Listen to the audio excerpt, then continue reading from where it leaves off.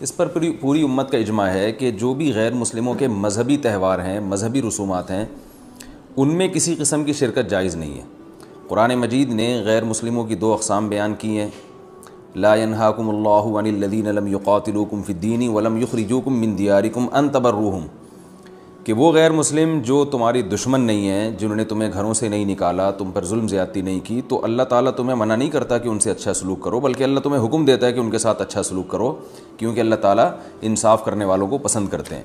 خود رسول اللہ صلی اللہ علیہ وسلم کی سیرت میں آپ صلی اللہ علیہ وسلم نے یہودیوں کی، جو آپ کے یہودی پڑوسی تھے، ان کی عیادت بھی کی ہے، اور آپ صلی اللہ علیہ وسلم کی جو زوجہ حضرت صفیہ، ان کے رشتہ دار یہودی تھے، وہ ان کو ہدایہ تحفے بھیجا کرتی تھیں۔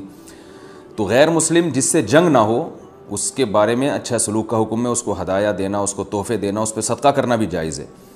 لیکن اس کی ایک باؤنڈری ہے، وہ یہ ہے کہ ایسا نہ ہو کہ آپ ان کے مذہبی معاملات میں، ان کی مذہبی رسومات میں شرکت کرنا شروع کر دیں، کیونکہ کسی بھی طرح سے ان کے مذہب کو اپریشیٹ کرنا، اس کی حوصلہ افزائی کرنا جائز نہیں ہے، کیونکہ یہ اس کی علامت ہے کہ آپ کو اپنے برحق ہونے پر اطمینان نہیں ہے۔ لوگ یہ کہتے ہیں کہ وہ بھی تو ہماری عید میں شریک ہوتے ہیں، تو دیکھیں ان کے مذہب میں یہ اجازت ہے کہ ہماری عید میں اور ہمارے تہوار میں شریک ہوں، ہمارے مذہب میں اجازت نہیں ہے، تو ہم تو اپنے مذہب کو فالو کریں گے۔ ہمارے مذہب میں کرسمس ہے یا جو بھی ان کے مذہبی تہوار ہیں، ان میں کسی بھی قسم کی شرکت کی ہمیں شریعت میں اجازت نہیں دی ہے۔ ہاں، قرآن میں اللہ نے دوسرے مقام پہ فرمایا کہ اس کی گنجائش دی ہے کہ الا ان تتقوا منہم تقاہ، کوئی خطرہ ہو، اندیشہ ہو، آپ ایسی جگہ پہ رہتے ہیں جہاں غیر مسلموں کا غلبہ ہے، اور اگر آپ نے بالکل ہی بائیکاٹ کر کے رکھا تو آپ کو خطرہ ہے کہ وہ یعنی آپ پہ ظلم زیادتی کریں گے، تو ظلم سے بچنے کے لیے یا زیادتی سے بچنے کے لیے جس حد تک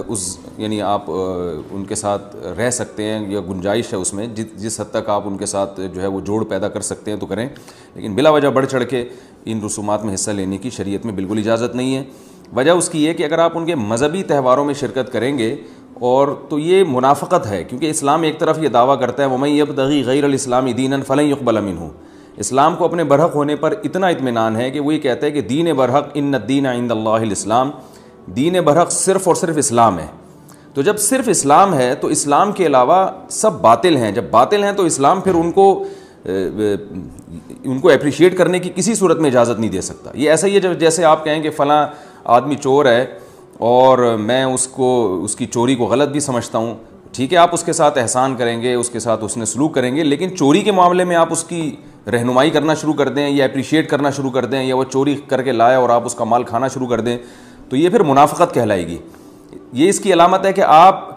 کے چوری کے بارے میں وہ جذبات نہیں ہیں جو ہونے چاہیے۔ تو اسلام نے غیر مسلم کے ساتھ حسن سلوک کا حکم دیا، مگر اس کے مذہب کے معاملے میں دو ٹوک بتا دیا ہے کہ کسی قسم کی مذہبی رسوم میں ہم ان کے ساتھ شریک نہیں ہوں گے، بائیکاٹ کریں گے، اور ہم یہ کہیں گے کہ لکم دینکم ولی دین، آپ کے لیے آپ کا دین ہے، ہمارے لیے ہمارا دین ہے۔ اور اس بارے میں صحیح حدیث بھی ملتی ہیں۔ حضرت انس بن مالک رضی اللہ تعالیٰ عنہ فرماتے ہیں کہ ہم مدینہ میں تھے، ایک خاص تہوار تھا جو شروع سے اہل عرب کا چلا آ رہا تھا،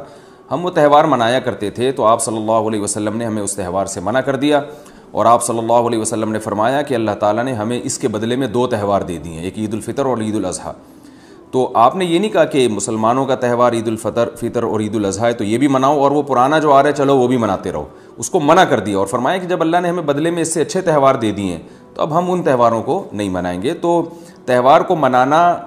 یہی ہوتا ہے کہ آپ ان کے ساتھ مٹھائی میں شریک ہو جائیں یا ان کے ساتھ رنگ رلیوں میں شریک ہو جائیں، کسی بھی طرح سے شرکت ہوگی تو وہ منانا ہی کہلائے گی، لہذا اس کی اجازت نہیں ہے۔